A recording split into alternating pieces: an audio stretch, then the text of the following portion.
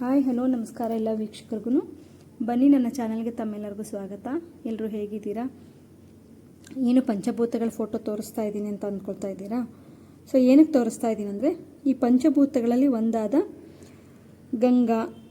ಗಂಗೆ ಅಥವಾ ಜಲ, ನೀರು ಅಂತ ಏನು ಹೇಳ್ತೀವಲ್ಲ, ಇದಕ್ಕೆ ತುಂಬ ಮಹತ್ವ ಇದೆ ನಮ್ಮ ಪ್ರಾಣಿ ಸಂಕುಲದಲ್ಲಿ. ನೀರಿಲ್ಲದೆ ನಮ್ಮ ಜೀವನನೇ ನಡೆಯೋಕ್ಕಾಗೋದಿಲ್ಲ. ಹಾಗಾಗಿ ನೀರಿಗೆ ನಾವು ಗಂಗಾ ಮಾತೆ ಅಂತ ಹೋಲಿಸಿ ಪೂಜಿಸ್ತೀವಿ ಕೂಡ. ಸೊ ಇಂಥ ನೀರು ಆರೋಗ್ಯವಂತವಾದ ಒಬ್ಬ ವ್ಯಕ್ತಿಗೆ 2.5 ಲೀಟ್ರು ಕುಡಿಬೇಕು ಅಂತ ಹೇಳ್ತೀವಿ ನಾವು. ಅಷ್ಟು ನೀರಿನ ಅವಶ್ಯಕತೆ ನಮ್ಮ ದೇಹಕ್ಕೆ ಇರುತ್ತೆ ಅಂತ ಹೇಳಿಬಿಟ್ಟು. ಅದೇ ರೀತಿ ಬಾಣಂತಿಗೆ ಇನ್ನೂ ನೀರಿನ ಅವಶ್ಯಕತೆ ಜಾಸ್ತಿ ಇರುತ್ತಾ ಕಡಿಮೆ ಇರುತ್ತಾ ಅಂತ ತುಂಬ ಗೊಂದಲಗಳಿರುತ್ತೆ. ಸೊ ಬಾಣಂತಿ ಆರೋಗ್ಯ ಕಾಪಾಡ್ಕೋಬೇಕಾದ್ರೂ ಕೂಡ ನೀರು ತುಂಬ ಅವಶ್ಯಕತೆ ಇದೆ. ಸೊ ಕೆಲವ್ರು ಹೇಳ್ತಾರೆ ನೀರನ್ನು ಜಾಸ್ತಿ ಕುಡಿಬೇಕು, ಇನ್ನು ಕೆಲವ್ರು ಹೇಳ್ತಾರೆ ಇಲ್ಲ ಮೊದಲಿಗಿಂತ ಕಡಿಮೆ ನೀರನ್ನು ಬಳಸಬೇಕು ಬಾಣಂತಿ ಅಂತ ಹೇಳಿಬಿಟ್ಟು. ಹಾಗಾದರೆ ಬನ್ನಿ ನೋಡೋಣ, ಬಾಣಂತಿಗೆ ನೀರು ಯಾಕೆ ಹೆಚ್ಚು ಬೇಕಾಗುತ್ತೆ, ಯಾಕೆ ನೀರಿನ ಅವಶ್ಯಕತೆ ಇದೆ ಅಂತ ಹೇಳಿಬಿಟ್ಟು ತಿಳ್ಕೊಳ್ಳೋಣ. ಬಾಣಂತಿಗೆ ಏನಕ್ಕೆ ನೀರಿನ ಅವಶ್ಯಕತೆ ಜಾಸ್ತಿ ಇರ್ತದೆ ಬೇರೆ ಒಂದು ಹ್ಯೂಮನ್ ಬೀಯಿಂಗಿಂತ ಅಂತ ಹೇಳಿದರೆ, ತಾಯಿ ಎದೆ ಹಾಲು ಉಣಿಸೋದ್ರಿಂದ ಹಾಲು ಉತ್ಪತ್ತಿ ಆಗಲಿಕ್ಕೆ, ಮಿಲ್ಕ್ ಪ್ರೊಡಕ್ಷನ್ಗೂ ಕೂಡ ನೀರಿನ ಅವಶ್ಯಕತೆ ಇರುತ್ತೆ. ನೀವು ನೋಡ್ಬೋದು ಹಾಲಲ್ಲಿ ನೀರಿನ ಪ್ರಮಾಣನೇ ಜಾಸ್ತಿ ಇರುತ್ತೆ, ಅಂದರೆ ಒಂದು 88% ನೀರಿರುತ್ತೆ. ಸೊ ಆ ನೀರು ಎಲ್ಲಿಂದ ಬರಬೇಕು? ತಾಯಿ ಕುಡಿದ್ರೆ ತಾನೇ ಬರೋದು. ಹಾಗಾಗಿ ನೀರಿನ ಅವಶ್ಯಕತೆ ಜಾಸ್ತಿ ಇರುತ್ತೆ. ಒಂದು ಮಿಲ್ಕ್ ಪ್ರೊಡಕ್ಷನ್ಗೋಸ್ಕರ, ಇನ್ನೊಂದು ಬಾಡಿ ಡಿಹೈಡ್ರೇಟ್ ಆಗಬಾರ್ದು, ಹೈಡ್ರೇಷನ್ ಕಾಪಾಡೋದಕ್ಕೋಸ್ಕರ, ಅಂದರೆ ನೀರಿನ ಸಂಚಯ ಇರೋದಕ್ಕೋಸ್ಕರ ಕೂಡ ನೀರನ್ನು ಕುಡಿಬೇಕಾಗತ್ತೆ. ಆನಂತರ ಮಿಲ್ಕ್ ಪ್ರೊಡಕ್ಷನ್ ಆಗುವಾಗ ಏನು ಫ್ಲೂಯಿಡ್ಸ್ ಕೆಲವೊಂದು ಲಾಸ್ ಆಗಿರುತ್ತದಲ್ಲ, ಅದು ರಿಕವರ್ ಆಗಲಿಕ್ಕೂ ಕೂಡ ನೀರಿನ ಅವಶ್ಯಕತೆ ಇರುತ್ತೆ. ಆನಂತರ ಅವರ ಇಂಡಿವಿಜುವಲ್ ನೀಡ್ಸ್ಗೋಸ್ಕರ, ತಾಯಿ ತನ್ನ ಸ್ವಂತ ಆರೋಗ್ಯವನ್ನು ಕಾಪಾಡ್ಕೊಳ್ಳೋಕ್ಕೋಸ್ಕರನೂ ಕೂಡ ನೀರಿನ ಅವಶ್ಯಕತೆ ಇರುತ್ತೆ. ಈಗ ಸಾಮಾನ್ಯವಾಗಿ ತಾಯಿ ಎಷ್ಟು ಹಾಲನ್ನು ಉತ್ಪತ್ತಿ ಮಾಡ್ತಾಳೆ ಅಂತ ಹೇಳಿದ್ರೆ, ಆರಂಭದಲ್ಲಿ 3-4 ದಿವಸದಲ್ಲಿ 100 ml ಇರ್ಬೋದು. ಅದು ಜಾಸ್ತಿ ಆಗ್ತಾ ಏನಾಗುತ್ತೆ, 750ರಿಂದ 1000 ml, ಅಂದರೆ 3/4 ಲೀಟ್ರಿಂದ 1 ಲೀಟ್ರ್ ತನಕ ತಾಯಿ ಪ್ರತಿ ದಿವಸ ಹಾಲನ್ನು ಪ್ರೊಡಕ್ಷನ್, ಅಂದರೆ ತಾಯಿ ದೇಹದಲ್ಲಿ ಹಾಲು ಉತ್ಪತ್ತಿ ಆಗುತ್ತೆ. ನೋಡಿ, ಇಷ್ಟೊಂದು ಹಾಲು ಉತ್ಪತ್ತಿ ಆಗುತ್ತೆ ಅಂದರೆ ತಾಯಿ ಮೊದಲಿನಿಗಿಂತ ಜಾಸ್ತಿ ನೀರನ್ನು ಕುಡಿಬೇಕಾಗತ್ತೆ. ಸೊ ಇದಕ್ಕೆ ಸುಮಾರು 2ರಿಂದ 2.5 ಲೀಟ್ರಷ್ಟು ನೀರು ಅವಶ್ಯಕತೆ ಇರುತ್ತೆ. ಅಂದರೆ ತಾಯಿ ರೆಗ್ಯುಲರಾಗಿ ಕುಡಿಯೋದಕ್ಕಿಂತ 1 ಲೀಟ್ರ್ ನೀರನ್ನು ಜಾಸ್ತಿ ಕುಡಿಬೇಕು.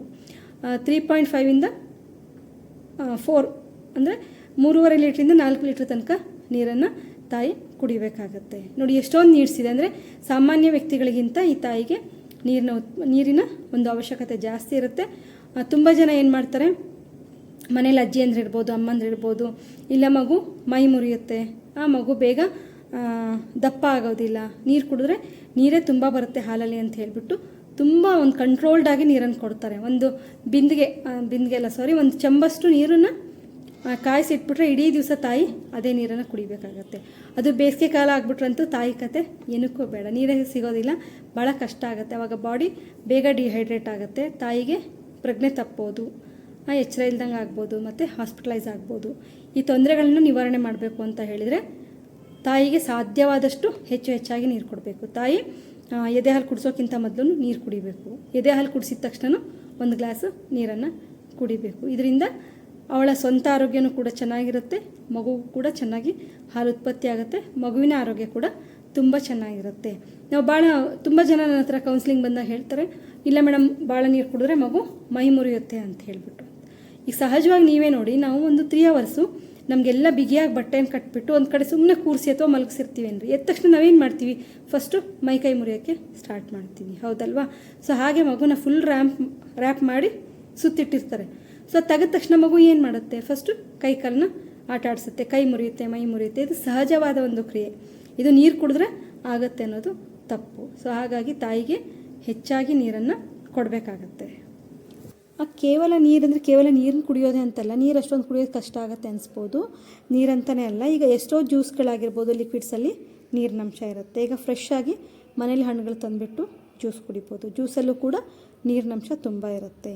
ಕೆಲವೊಂದು ಹುಳಿ ಪದಾರ್ಥದ ಹಣ್ಣುಗಳನ್ನು ಬಿಟ್ಬಿಟ್ಟು ಉಪಯೋಗಿಸ್ಬೋದಾದಂಥ ಹಣ್ಣುಗಳೆಲ್ಲ ಜ್ಯೂಸನ್ನು ಮಾಡಿಕೊಂಡು ಕುಡಿಬೋದು. ಅದ್ರ ಜೊತೆಗೆ ಹಾಲನ್ನು ಕುಡಿಬೋದು. ತುಂಬ ಜನ ಏನು ತಿಳ್ಕೊತಾರೆ, ಹಾಲು ಕುಡಿಯೋದ್ರಿಂದ ಸಿಸೇರಿಯನ್ ಆಗಿದ್ರೆ ಅಕಸ್ಮಾತು ಹಾಲು ಕುಡಿಯೋದ್ರಿಂದ ಪಸ್ಸಾಗತ್ತೆ ಅಂತ ಹೇಳ್ಬಿಟ್ಟು ಹಾಲು ಕುಡಿಯೋದೇ ಇಲ್ಲ ತಾಯಂದರು.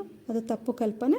ಹಾಲು ಕುಡಿಯೋದ್ರಿಂದ ಪಸ್ ಆಗೋದಿಲ್ಲ, ಇನ್ಫೆಕ್ಷನ್ ಆದರೆ ಮಾತ್ರ ಪಸ್ ಆಗೋದು. ಹಾಗಾಗಿ ಚೆನ್ನಾಗಿ ಹಾಲನ್ನು ಕುಡಿಬೋದು 2ರಿಂದ 3 ಸಾರಿ. ಆನಂತರ ಮಜ್ಜಿಗೆ ತೊಗೊಳ್ಬೋದು. ಆಮೇಲೆ ಜೀರಿಗೆ ಮತ್ತು ಮೆಂತ್ಯ ಕುದಿಸ್ಬಿಟ್ಟು ಅದರ ನೀರನ್ನು ಕುಡಿಬೋದು. ಆನಂತರ ಕಷಾಯ ಕುಡಿಬೋದು. ಇದೆಲ್ಲದರಲ್ಲೂ ಕೂಡ ನೀರಿನಂಶ ಇರುತ್ತೆ. ಸೊ ಇದೆಲ್ಲ ಸೇರಿಬಿಟ್ಟೆ ನಾವು ಹೇಳೋದು 3.5-4 ಲೀಟ್ರ್ ಅಂತ ಹೇಳ್ಬಿಟ್ಟು. ಬರೀ ನೀರೇ ಕುಡಿಯೋದು ಕಷ್ಟ ಆಗುತ್ತೆ, ಇದೆಲ್ಲನೂ ಜೊತೆಗೆ ತೊಗೊಳ್ಬೋದು. ಹಿಂದೆ ಎಲ್ಲ ಯಾಕೆ ನೀರಿಗೆ ಇಷ್ಟೊಂದು ರಿಸ್ಟ್ರಿಕ್ಷನ್ ಹಾಕ್ತಾಯಿದ್ರು ಅಂತ ಹೇಳಿದರೆ, ಆಗಿನ ಸಿಚುವೇಶನ್ ಆ ಥರ ಇತ್ತು. ನೋಡಿ, ನೀವು ಒಂದು ಕುಡಿಲಿಕ್ಕೆ ನೀರು ತರಬೇಕಂದ್ರೆ ಎಷ್ಟೋ ಮೈಲಿಗಟ್ಟಲೆ ಹೋಗಿ ಕೆರೆನೋ ಬಾವಿನೋ ಬೋರ್ವೆಲ್ಲೋ ಅಲ್ಲೋಗಿ ನೀರನ್ನು ತರಬೇಕಿತ್ತು. ಆ ತಂದ ನೀರನ್ನು ಇನ್ಫೆಕ್ಷನ್ ಎಲ್ಲನೂ ತಡೆಗಟ್ಟಿ ಅವ್ರು ನೀರು ಕೊಡಬೇಕಂದ್ರೆ ಕಾಯಿಸಿ ಆರಿಸಿ ಕೊಡಬೇಕಿತ್ತು. ಆ ನೀರು ಕಾಯಿಸೋದು ಎದ್ರಲ್ಲಿ ಕಾಯಿಸ್ತಾಯಿದ್ರು, ಮುಂಚೆ ಎಲ್ಲ ಕಟ್ಟಿಗೆ ಒಲೆಯಲ್ಲಿ ಮಾಡ್ತಾಯಿದ್ರು. ಈಗಿನ ಥರ ಆಧುನಿಕ ಉಪಕರಣಗಳು ಇರಲಿಲ್ಲ. ಈಗ ನೀರು ಬೇಕಾ ಪಟ್ಟಂತ ಬಿಸಿ ಮಾಡಿಕೊಡೋ ಹಾಗಿರಲಿಲ್ಲ. ಒಂದು ಸರಿ ಅಡುಗೆ ಮಾಡಿದಾಗೆ ಕಾಯಿಸಿಟ್ಬಿಡೋರು. ಆ ನೀರನ್ನೇ ತಾಯಿ ಇಡೀ ದಿನ ಕುಡಿಬೇಕಿತ್ತು. ಯಾಕಂದರೆ ಮಳೆಗಾಲ ಬಂದರೆ ಕಟ್ಟಿಗೆ ಎಲ್ಲ ಒದ್ದೆ ಆಗಿರೋದು, ಬೇಗ ಒಲೆ ಹಚ್ಚೋದು ಕಷ್ಟ ಆಗೋದು. ಈ ಎಲ್ಲ ಸಂದರ್ಭಗಳನ್ನ ನಾವು ಗಮನಿಸಿದ್ರೆ ಆವಾಗಿನ ಒಂದು ಸಿಚುವೇಶನ್ ಆ ಥರ ಇತ್ತು. ಆ ಪದ್ಧತಿನ ಅಳವಡಿಸ್ಕೊಂಡಿದ್ರು. ಮತ್ತು ನೀವು ನೋಡಬೇಕು, ಅವಾಗೆಲ್ಲ ತಾಯಿ ಏನಾದ್ರು ಟಾಯ್ಲೆಟ್ ಹೋಗಬೇಕು ಅಂತ ಹೇಳಿದರೆ ಮೈಲಿ ದೂರಗಟ್ಟಲೆ ಹೊರಗಡೆ ಹೋಗಬೇಕಿತ್ತು. ಅವಾಗೆಲ್ಲ ಈ ಥರ ವಾಶ್ರೂಮ್ಗಳು ಮನೆಯಲ್ಲೇ ಇರ್ತಾ ಇರಲಿಲ್ಲ. ಸೊ ಇವೆಲ್ಲ ಸಂದರ್ಭಗಳನ್ನು ನೋಡಿದರೆ ಆಗಿನ ಪರಿಸ್ಥಿತಿಗೆ ಅದನ್ನು ಮಾಡಿಕೊಂಡಿದ್ರು. ಬಟ್ ಇವಾಗಿನ ಸಿಚುವೇಶನ್ ಬೇರೆ ಇದೆ. ತಾಯಿ ಆರೋಗ್ಯವಾಗಿದ್ದರೆ ಮಾತ್ರ ಮಗುವಿನ ಆರೋಗ್ಯವನ್ನು ಕಾಪಾಡಲಿಕ್ಕೆ ಸಾಧ್ಯ. ಹಾಗಾಗಿ ಎಷ್ಟೆಷ್ಟು ಸಾಧ್ಯನೋ ಅಷ್ಟು ತಾಯಿಯ ಕಡೆ ಕಾಳಜಿ ವಹಿಸಬೇಕಾಗತ್ತೆ, ತಾಯಿಯ ಆರೋಗ್ಯವನ್ನು ಕಾಪಾಡಬೇಕಾಗತ್ತೆ. ಆಗ ಮಾತ್ರ ತಾಯಿ ಒಂದು ಆರೋಗ್ಯವಂತವಾದ ಮಗುವನ್ನು ದೇಶಕ್ಕೆ ಪ್ರಜೆಯಾಗಿ ಕೊಡಬಲ್ಲಳು. ಸೊ ತಿಳ್ಕೊಂಡ್ವಲ್ಲ ನಾವು ನೀರು ಎಷ್ಟು ಮಹತ್ವ ಬಾಣ್ತಿಗೆ ಅಂತ ಹೇಳಿಬಿಟ್ಟು. ಇದನ್ನು ನಾವು ಕೂಡ ಪರಿಪಾಲನೆ ಮಾಡೋಣ. ಯಾರಿಗೆ ಇದು ಗೊತ್ತಿಲ್ಲ ವಿಚಾರ ತಿಳಿಸೋಣ. ನಂತರ ಈ ನನ್ನ ಚಾನಲನ್ನು ದಯವಿಟ್ಟು ಸಬ್ಸ್ಕ್ರೈಬ್ ಮಾಡ್ಕೊಳ್ಳಿ, ಶೇರ್ ಮಾಡ್ಕೊಳ್ಳಿ. ಇನ್ನೂ ಹೆಚ್ಚಿನದಾಗಿ ವಿಡಿಯೋ ಮಾಡಲಿಕ್ಕೆ ನನಗೆ ಸ್ಫೂರ್ತಿ ಸಿಕ್ಕಾಗತ್ತೆ ಅಂತ ಹೇಳಿಬಿಟ್ಟು ಎಲ್ಲ ವೀಕ್ಷಕರಿಗೂ ಕೂಡ ನಮಸ್ಕಾರಗಳು.